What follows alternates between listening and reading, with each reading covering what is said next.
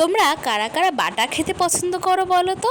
যারা যারা বাটা খেতে পছন্দ করো আজকের ভিডিওটা তাদের জন্য। আর হ্যাঁ, এই বাটাটা বানাতে কিন্তু মাত্র 10 মিনিট সময় লাগে। সো হ্যালো এভরিওয়ান, সবাই কেমন আছো? আশা করি তোমরা সবাই ভালো আছো। আমার একটা নতুন ভিডিওতে তোমাদের সবাইকে ওয়েলকাম। তো চলো ভিডিওটা একদম প্রথম থেকে শুরু করা যাক। প্রথমে আমি এখানে 8টা মতন পটল নিয়ে নিয়েছি। পটলগুলো ভালো করে ধুয়ে নিয়েছি। পটলের কিন্তু আমি খোসা ছাড়াইনি, খালি দু সাইড কেটে বাদ দিয়ে দেবো। কিভাবে আমি দু সাইড কেটে বাদ দিচ্ছি দেখে নিশ্চয়ই বুঝতেই পারছো তোমরা। এই যে এক এক করে প্রত্যেকটা পটল কাটা হয়ে গেলে তারপরে এখানে আর একটা পাত্র নিয়ে নিয়েছি আর নিয়ে নিয়েছি একটা গ্রেটারের সাহায্যে প্রত্যেকটা পটল ভালো করে আমি গ্রেট করে নেব। এক এক করে সবকটা পটল আমি গ্রেট করে নিচ্ছি।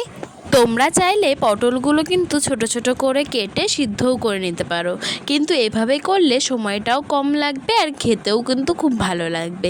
তাই বলবো এভাবেই করো, টাইমটা তোমাদের অনেকটা সেভ হবে। এই দেখো কথা বলতে বলতে আমার সবকটা পটলই কিন্তু গ্রেট করা হয়ে গিয়েছে। এই দেখো সব পটলগুলো কি সুন্দর গ্রেট হয়ে গিয়েছে। এবার এদিকে নিয়ে নিয়েছি 4টে কাঁচা লঙ্কা আর 4 থেকে 5 কোয়া রসুন। তোমরা যে যেমন ঝাল খাও সেই বুঝে কাঁচা লঙ্কাটা দেবে এর মধ্যে। এবার একটা মিক্সিং জার নিয়ে নিয়েছি, তার মধ্যে প্রথমে দিয়ে দেব ওই গ্রেট করা পটলটা আর কাঁচা লঙ্কাগুলো আর রসুনগুলো। এবার সব কিছু ভালো করে মিক্সিতে একটা পেস্ট করে নেব মিহি করে। এদিকে গ্যাস ওভেন অন করে একটা ফ্রাই প্যান বসিয়ে দিয়েছি। ফ্রাই প্যানটা ভালো করে যখন গরম হয়ে যাবে তখন ওর মধ্যে দিয়ে দিয়েছি কিছুটা পরিমাণে সর্ষের তেল দিয়ে ওখানে দিয়ে দিয়েছি কালো জিরে ফোড়নটা কিছুক্ষণ ভালো করে ভেজে নেব। ফোড়নটা ভালো করে ভাজা হয়ে গেলে সেই বেটে রাখা পেস্টটা এর মধ্যে দিয়ে দেব। আর দেব 1/2 চামচ মতন চিনি, 1/2 চামচ মতন হলুদ গুঁড়ো আর 1 চামচ মতন লবণটা স্বাদ বুঝেই দেবে।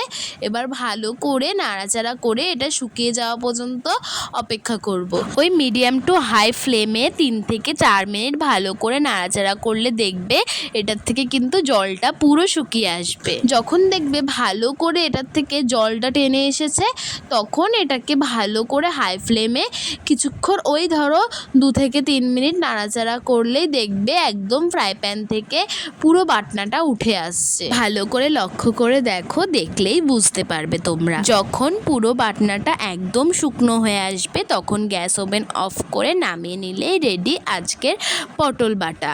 এই দেখো দেখেই বুঝতে পারছো, এই পজিশনে গ্যাসটা অফ করে নামিয়ে নেবে। আমি খালি তোমাদের একটা কথাই বলবো, এই বাটাটা যারা এখনো ট্রাই করোনি তারা একবার ট্রাই করে দেখো এইভাবে। যারা এটা খেয়েছো তারা তো জানোই এটা কেমন খেতে হয়, কিন্তু যারা এখনো খাওনি তারা একবার বাড়িতে এইভাবে ট্রাই করো। আমি কথা দিচ্ছি যারা পটল খেতে পছন্দ করো না তাদেরও কিন্তু এটা খুব ভালো লাগবে। তো আজকের ভিডিওটা এই পর্যন্ত। রেসিপিটা তোমাদের কেমন লাগলো অবশ্যই কমেন্টে জানিও। ভালো লাগলে লাইক কমেন্ট শেয়ার করো। আর এইরকম নতুন নতুন রান্নার ভিডিও দেখতে হলে আমার চ্যানেলটাকে সাবস্ক্রাইব করে রেখো আর ফেসবুক থেকে দেখলে পেজটাকে ফলো করে রেখো। সবাই ভালো থেকো, সুস্থ থেকো। আবারও কাল কোনো নতুন ভিডিওতে তোমাদের সাথে দেখা হবে। Tata bye.